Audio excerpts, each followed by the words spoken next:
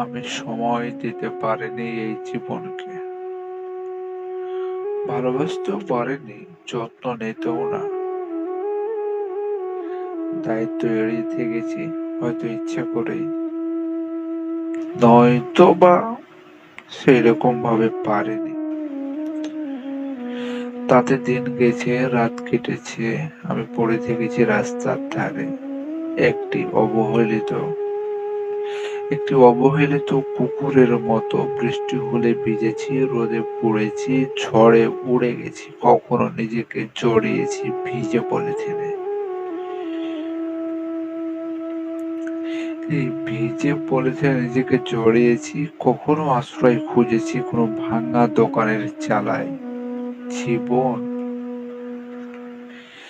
জীবন সে তো গেছে নিজের মতো করে, আমাকে একবারও পিছনে ফিরে দেখেনি।